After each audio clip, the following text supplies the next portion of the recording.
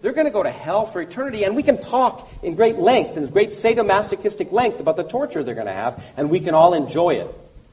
Now, what about all those poor 250,000 years of people, of real people who were struggling to exist and survive, those poor people who were existing before that God decided to give his revelation to Muhammad? Why that? Why would a sensible God wait that long? And of course, the interesting question you have to ask is, why are the revelations always done when no one can see them? If you're asking a court of law, you'd say, well, you know what?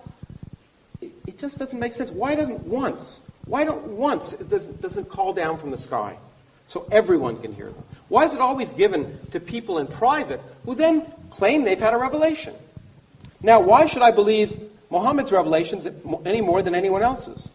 In fact, there's a young woman in the United States, in my country, who, as you know, had a revelation. You may know this. She had a revelation. God told her to drown her 4 children in a bathtub.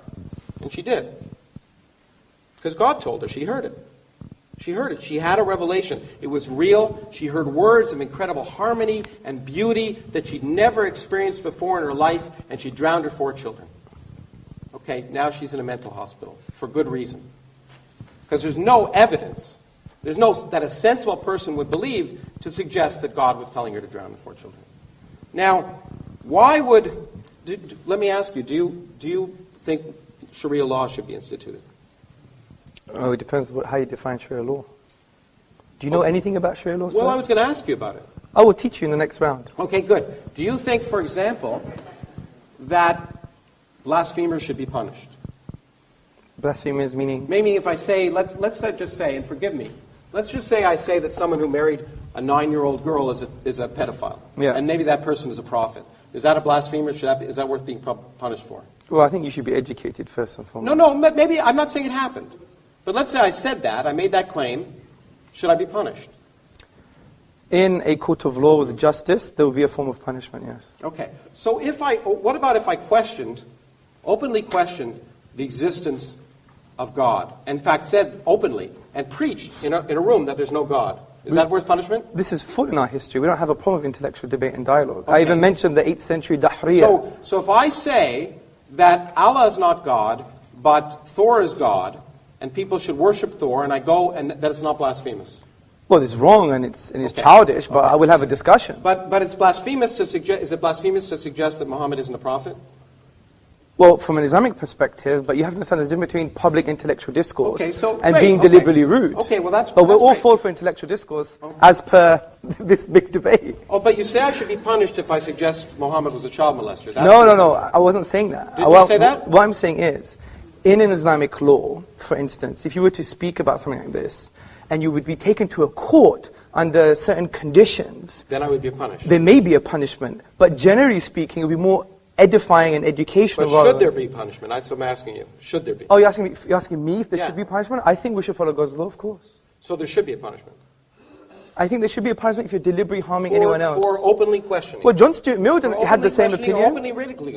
No, there's a difference. Don't straw man my positions. Let me take a more clear example. You're straw manning my positions. Say you're a homosexual man. Yes. And you have sex with another homosexual man. Should that be subject to punishment? In the private home, it's outside of the Sharia law. If they did it in public, which doesn't even happen where you're from, then there's a different story. What would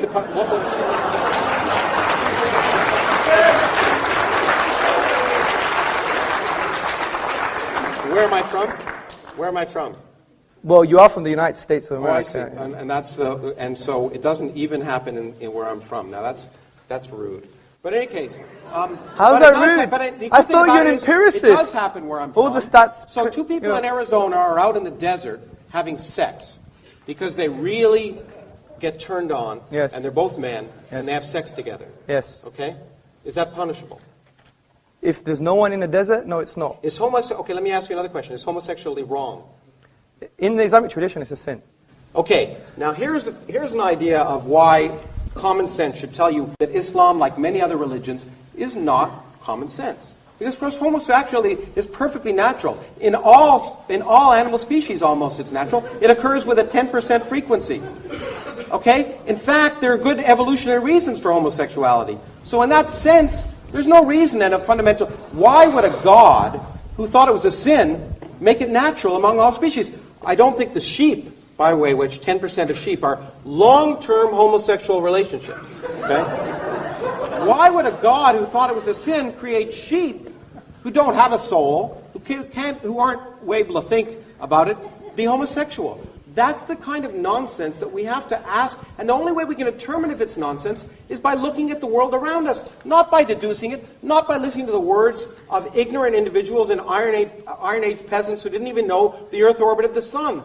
Wisdom and learning comes from observing the world around us, and we shouldn't take our wisdom from people who didn't even understand the way the world worked. Thank you.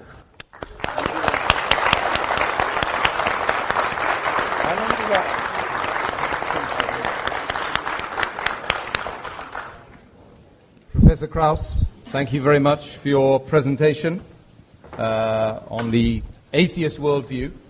It's not a worldview. I think it was actually more like a dialogue, nice to chat between you two guys. Actually, I was wondering when I should jump in and stop you guys. You know. Anyway, I'm sure Aristotle and Plato did the same thing. But now we've got something to sort of come back on from Professor. He's given a lot of food for thought. And no doubt, Hamza, in about 10 minutes, thank you. Possibly come back and answer some of those contentions brought up by Professor Krauss. Thank you very much, Professor Krauss. First and foremost, I think most of what he said was a red herring. A red herring is this very smelly fish that you pull across the path of running dogs. And the reason it was a red herring, because he said that I spoke about science. I specifically said he knows better than I do. I specifically didn't use it as my key argument for the finitude of the universe, and he wanted to correct me on something that I didn't even mention myself. This is what you call, not rhetoric, not intellectual argument, it's what you call sophistry. It's rhetoric with crap, frankly. Now, and I'm not saying it to be rude, because it's a typical Kraussian fashion. A Kraussian fashion trying to win over the whole audience, make a hoo-ha in the beginning. And, you know, imagine I did that when I walked into, one day I had interfaith dialogue.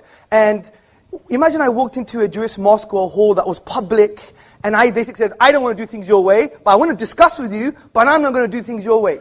Is that tolerance? Is that how you connect with other people? He wants to know about our tradition, but he won't even ask them, why do you have this? And another straw man, justice and equal rights. You think they're saying that because they don't have any justice or equal rights? My wife is up there, ask my wife. What's the matter with you? See, these presumptions from Fox News, you're an academic, but when you talk about Islam, it's based on the Fox News narrative, and I'm going to expose this in a minute. Now, the first point I want to make.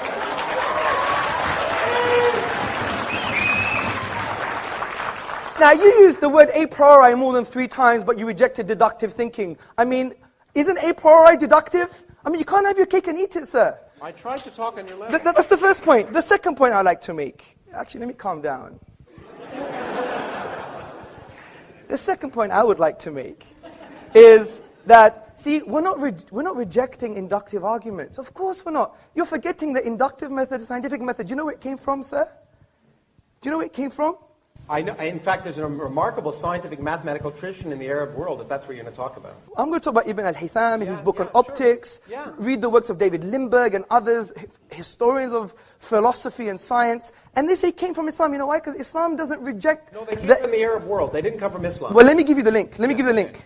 Okay? أَفَلَا يَنْظُرُونَ إِلَى الْإِبِلِ كَيْفَ خُلِقَتْ. Have you not seen empiricism, the creative thing like a camel, and how it was formed, or how it was created? This was the basis, and this was the poetic justification for the entire scientific method. As Muslims, we go where the science takes us. But we're not stupid. Deductive arguments, they are necessarily true. If you wanted to discuss my argument, you had to break down the premises, which you didn't. You just talking about the infinite and the circle and the circumference. I knew we were going to do this, because it's all mathematics. You remember what I said? No, it's a physical circle. Yeah, but let me make a point. I said the quantifiable infinite cannot be actualized in the physical world, something that you agreed with. 1 second. And I said there's nothing wrong with the qualitative infinite. And qualitative infinites can exist infinitely. For example, mathematicians discuss. Yes, so where's the infinite there? Measure the length. You think this is a length is a physical quantity? That is. Length a physical quantity. That is, yeah. Okay, the length of this and the length of that, okay, the ratio of those two lengths is an infinite number. Yes, of course it is. Okay. But what is that length? What is that length?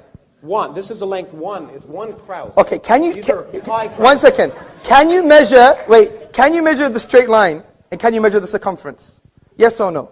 I can measure it. Well, that's quantifiable. Yeah. What you're talking about is in the realm of mathematical realm of discourse, which has axioms and conventions, which makes sense. I'm not disagreeing with that. I'm agreeing with what you already agreed with in your own book, which from a quantifiable, discrete perspective, you can't have an infinite. That's the point I'm trying to make. Discrete. The discrete parts. But who says it has to be discrete? Oh, but that's your presupposition. That's your presupposition. Actually, you brought your assumptions, Fox News, by the way, and other stuff, and you think you've got an answer. I have time. Let me finish this, please. Okay, because we're going to teach you different calculus. Newton invented a lot. Yeah, I know, but calculus is based on axioms and conventions in the mathematical realm of discourse. It describes how things work. Yes. Let me make a point. So, that's the first point. Oh, dear. Okay, then you spoke about, for example, 0 is simple as Occam's razor. Again, you've misconstrued what Occam's razor is. Occam's razor is not only the simplest explanation, but it has to have greater explanatory scope and explanatory power. 0 has no explanatory scope or power concerning the origins of the universe from that perspective. I'll explain it how it does. The other point I like to make is you spoke about, for example, hell and justice, and look at all these people that are going to hell. Again, another huge straw man. You've misrepresented Islamic theology. We have a very nuanced theology, sir. I think the best thing to do, if you were sincere, you would have said, you know, Hamza, I don't get this. I haven't read this before. I'm just making my own mind up because I watch videos of Christopher Hitchens and he's an authority to me. I don't know much. Can you tell me what Islam says about this issue? That would have been better, wouldn't it? But again, it's a straw man. And when it comes to things like hell, we believe God is all just and all merciful, okay? No one disagrees with the concept of punishment, okay? You're not going to disagree with the concept of punishment, are you? So when it comes to people who haven't heard about Islam, there's a whole array of theologians like Ibn Taymiyyah and Al-Ghazali who said that there's going to be another form of justice for them. They may be tested on the Day of Judgment based on other prophetic traditions. It's not as simple as that. Okay, homosexuality is a sin. Again, you try to put words in my mouth, and that's not nice. That's not nice. I asked you questions. I didn't. You did, but then after you try to answer them for me, which is quite interesting. Now, see, we don't believe homosexual tendencies per se, are sinful. It's the manifestation of the homosexual act in public is sinful. Because we believe in our theology, let me just make the point, that we're given a package. We all have tendencies. People have tendencies, you know, the polygamous, for example, or other people have tendencies that may be seen negative or taboo. Other people have tendencies concerning various different things. We believe